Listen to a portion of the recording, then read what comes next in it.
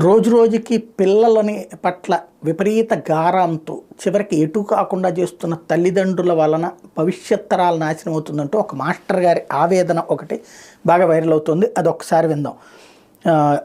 నా పేరు ఎన్ఎస్ఎన్ రెడ్డి. నేను కరీంనగర్ జిల్లాలోని ప్రభుత్వ పాఠశాల ఉపాధ్యాయుని. తల్లిదండ్రులకు చేతులు జోడించి నమస్కరించి చేసుకుంటున్న విన్నపం ఏమనగా, క్రమశిక్షణకు మారుపేరుగా ఉండే పాఠశాలలో విద్యార్థుల హెయిర్ స్టైల్పై, వారి నడవడికపై ఎన్నిసార్లు హెచ్చరించినా వారి ప్రవర్తన మార్పు రావడం లేదు. ఉపాధ్యాయులు చూస్తూ ఏం చేయలేని నిస్సహాయ స్థితిలో ఉంటున్నారు. తల్లిదండ్రులకు తమ పిల్లలపై శ్రద్ధ నియంత్రణ లేకపోతే ఇలానే తయారవుతారు. క్రమశిక్షణ మాటలతో రాదు, కొద్దిపాటి దండన భయభక్తులు ఉంటేనే వస్తుంది. పిల్లలకి బడిలో భయం లేదు, ఇంట్లో భయం లేదు. అందుచేతనే సమాజం ఈరోజు భయభ్రాంతులకు గురవుతుంది. వాళ్లే ఈ రోజుల్లో రౌడీల్లా తిరుగుతున్నారు. ఇక్కడే గురువుని గౌరవించిన సమాజం వినాశకాలానికి గురవుతుంది. ఇది నిజం. గురువు అంటే భయం లేదు, మరియు గౌరవం లేదు. ఇక చదువు సంస్కారం ఎట్లా వస్తుంది? కొట్టద్దు, తిట్టద్దు, బడికి రాని వాడిని ఎందుకు రావట్లేవు అని అడగద్దు. చదవాలని, హోంవర్క్ అని కొట్టినా తిట్టినా టీచర్లదే తప్పు. 5వ తరగతి నుండే కటింగ్ స్టైలు, చినిగిన జీన్స్ గోడల మీద కూర్చోవడం, వెళ్ళేవాళ్ళని వచ్చేవాళ్ళని కామెంట్ చేయడం, అరే సార్ వస్తున్నారా అని అంటే వస్తే రాని అనే పరిస్థితి. దరిద్రం ఏంటంటే కొంతమంది తల్లిదండ్రులే మావాడు చదవకున్నా ఏం కాదు, మా వాడిని మాత్రం కొట్టద్దు అంటున్నారు. ఇంకొక విషయం ఏంటంటే, ఎవరు బాబు నీకు కటింగ్ చేయించిందంటే మా నాన్న సార్ అంటున్నారు. పెన్ను ఉంటే పుస్తకం ఉండదు, పుస్తకం ఉంటే పెన్ను ఉండదు. కొనరు, తెచ్చుకోరు. భయం ఉండాలని 2 దెబ్బలు వేద్దామంటే ఎట్నుంచి పోయి ఎటు వస్తుందో అని భయం. ఇవన్నీ చూస్తుంటే పిల్లలకంటే సార్లకే భయం ఎక్కువగా ఉంది. కొట్టకుండా, తిట్టకుండా, భయం లేకుండా చదువు వస్తుందా? భయం లేని కోడి బజార్లో గుడ్డు పెట్టిందట. అలానే ఉంది నేటి పిల్లల వ్యవహారం. స్కూల్లో తప్పు చేసినా కొట్టకూడదు, తిట్టకూడదు, కనీసం మందలించకూడదు, ప్రేమతో చెప్పాలట. ఇది ఎలా సాధ్యం? మరి సమాజం ఎందుకు అలా చేయదు? మొదటి తప్పే కదా అని ఊరుకుంటుందా? మంచి నేర్పే వాళ్ళకి స్కూల్లో హక్కులు ఉండవు. ప్రవర్తన మార్చుకొని టీచర్ చిన్నప్పుడే కొడితేనేరు, వాడు పెద్దయ్యాక అదే తప్పు చేస్తే మరణం. తల్లిదండ్రులకు నా మనవి, పిల్లల్లో మార్పు కేవలం ఉపాధ్యాయులతోనే జరుగుతుంది. ఎక్కడో ఒకటో అరో ఒకరిద్దరు టీచర్లు చేసిన తప్పులకు అందరి ఉపాధ్యాయులకి ఆపాదించద్దు. 90% టీచర్లు పిల్లలు బాగుండాలని వివరిస్తారు. ఇది యథార్థం. ఎక్కడైనా ప్రతి చిన్న విషయానికి టీచర్లను నిందించద్దు. మేము చదువుకునే రోజుల్లో కొంతమంది టీచర్లు మమ్మల్ని కొట్టేవారు. అయినా ఏనాడు మా పేరెంట్స్ వచ్చి టీచర్లు నిలదీయలేదు.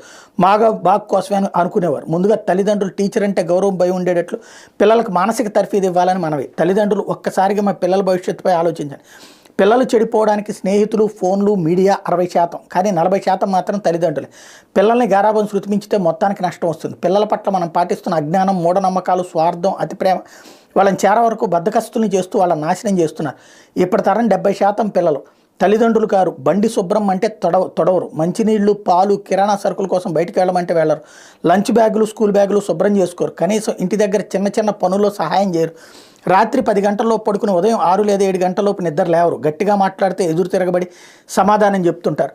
తిడితే వస్తువులను విసిరి కొడతారు. ఎప్పుడైనా దాచుకోమని డబ్బులు ఇస్తే మనకు తెలియకుండా ice creams, cool drinks, noodles, ఫ్రెండ్స్కి పార్టీలు, ఫ్రెండ్స్ కోసం గిఫ్ట్లు కొనుగోలు చేస్తున్నారు. మైనర్ పిల్లలకు బైకులు ఇవ్వడం, వారి యాక్సిడెంట్లకు చేయడం, కేసుల్లో ఇరుక్కోవడం. ఆడపిల్లలు అయితే తిన్న కంచం కూడా కడగడం లేదు. ఇల్లు ఓడ్చమంటే కోపాలు వచ్చేస్తున్నాయి. అతిథులు వస్తే కనీసం గ్లాసులు మంచినీళ్ళు ఇవ్వాలన్న ఆలోచన లేని అమ్మాయిలు కూడా ఉన్నారు. 20 సంవత్సరాలు దాటినా చాలామంది ఆడపిల్లలకు వంట చేయడం రాదు. బట్టలు పద్ధతిగా ఉండాలంటే ఎక్కడ లేని కోపం వీళ్ళకి. కల్చర్, ట్రెండ్, టెక్నాలజీ పెట్టి వింత పోకళ్ళు. వారిస్తే వెర్రి పనులు. మనమే పిల్లల చేత అవన్నీ చేయించడం లేదు. పై వాటికి కారణం మనమే. ఎందుకంటే మనకు అహం, పరువు మరియు ప్రతిష్టలు అడ్డొస్తున్నాయి. చూసే వాళ్ళకు మనం మంచి హోదాలో ఉండాలి, రిచ్ లుక్, స్టేటస్ మెయింటైన్ చేయాలనే భ్రమలో ఉన్నాం.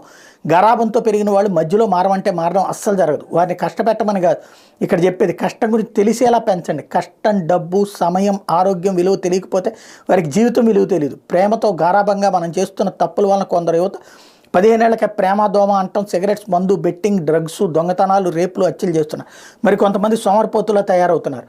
అభినయాలు కనబడడం లేదు, అనుకోగా ఉండటం రాదు, సంస్కృతి సంప్రదాయాలు పట్టించుకోవడం లేదు. ఇలాగే ఉంటే కొంతకాలానికి తల్లిదండ్రులు గౌరవించే పద్ధతి కూడా లేకుండా పైన ఆశ్చర్యపోవాల్సిన అవసరం లేదు. భార్యకు వంట వండడం సరిగా రాదే నేటి యువత బిర్యానీలు, కర్రీ పాయింట్లు వెంటపడుతూ చిన్న వయసులోని gastric ulcer, gall bladder stones, kidney స్టోన్లు బారిన పడుతున్నారు.